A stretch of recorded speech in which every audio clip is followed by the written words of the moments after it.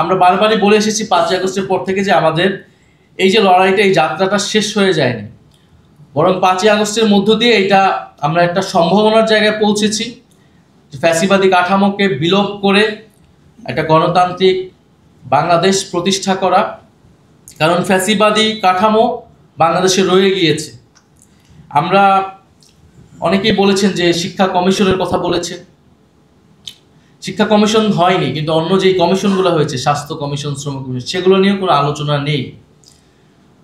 মাত্র 6টি কমিশন যেগুলো নির্বাচনের সাথে সম্পর্কিত, যেগুলোর সাথে মূলত রাজনৈতিক দলগুলো সম্পর্কিত, ক্ষমতা সম্পর্কিত, সেগুলো নিয়েই সবার আগ্রহ, রাজনৈতিক দলগুলোর আগ্রহ। এই আলোচনাকে আমরা এর বাইরেই আনতে পারিনি।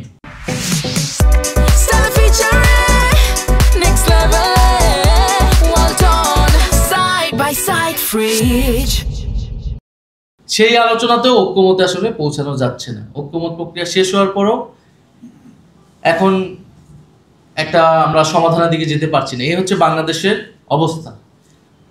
ফলে এই লড়াইটা আমাদেরকে থামানো যাবে না, কারো ওপর ভরসাও করা যাবে না, নিজেদেরকে এই লড়াইটা লড়তে হবে।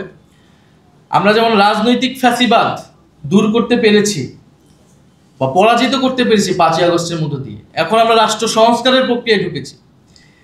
কিন্তু ব্যক্তি এবং সমাজের পরিবর্তন ছাড়া আপনি রাষ্ট্রের ফ্যাসিবাদ দূর করতে পারবেন না, বা দূর করলেও সেটা টিকিয়ে রাখতে পারবেন না।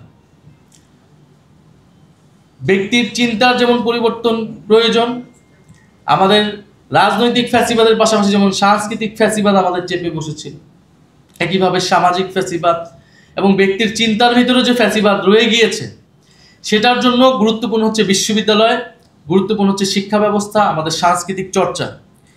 এবং এই লড়াইটা, এই কার্যক্রমটা হচ্ছে দীর্ঘমেয়াদী। আমরা ভাঙার কাজটা করেছি, আমরা গড়ার কাজটা কিন্তু করতে পারিনি। এখন আমাদের এই গড়ার কাজ, এই গড়ার কাজে অগ্রণী ভূমিকা পালন করতে হবে শিক্ষকদেরকে, সমাজকর্মীদেরকে, সাংস্কৃতিক ব্যক্তিত্বদেরকে, যারা চিন্তা ভাবনা করেন, বুদ্ধিভিত্তিক কাজের সাথে যুক্ত আছেন, তাদেরকেই এই দায়িত্বটা নিতে হবে।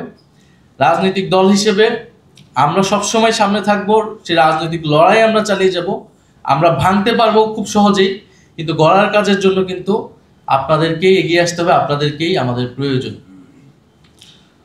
ফলে ব্যক্তির মানবিক মর্যাদা পুনরুদ্ধার এবং আমাদের সমাজ সংস্কৃতিতে সকল ধরনের যে কোনো চেতনার নামেই, যে কোনো আদর্শের নামে যে নানা ধরনের ফ্যাসিবাদ রয়েছে, ফ্যাসিবাদী প্রবণতা রয়েছে, বিশ্ববিদ্যালয়ের ভিতরেও একটা ফ্যাসিবাদী কাঠামো রয়েছে, সেই সকল কিছুকে সংস্কার করে, পুনর্গঠন করে একটা গণতান্ত্রিক ব্যবস্থা আমাদেরকে প্রতিষ্ঠা করতে হবে।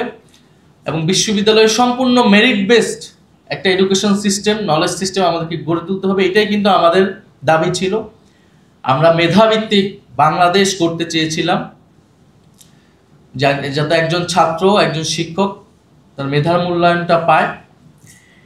দ্বিতীয়ত হচ্ছে, আমাদের এই গণ অভ্যুত্থানের একটা প্রেক্ষাপট ছিল অর্থনৈতিক সংকট, বিশেষত যা সবচেয়ে বড় ভুক্তভোগী হয়েছিল তরুণরা চাকরি পাচ্ছিল না।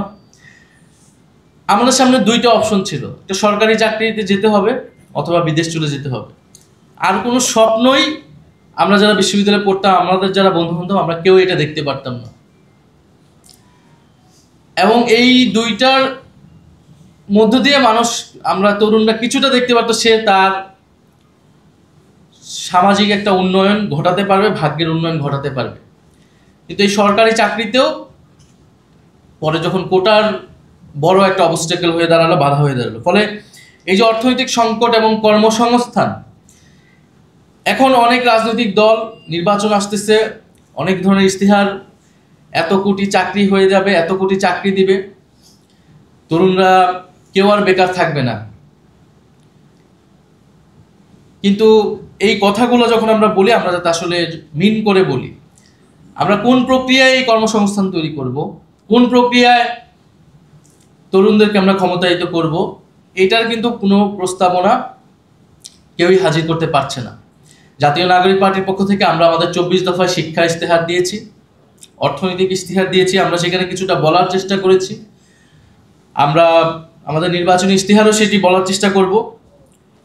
তরুণদের এই কর্মসংস্থানের জন্য আমরা কেবল বিনিয়োগ, বিনিয়োগ তো অবশ্যই লাগবে, উদ্যোক্তা, চাকরি সবকিছুই লাগবে, কিন্তু যদি গোড়াতে আমরা সংকট, মৌলিকভাবে আমরা সংকট নিরসন করতে চাই, তাহলে আমাদেরকে হাত দিতে হবে শিক্ষা ব্যবস্থা।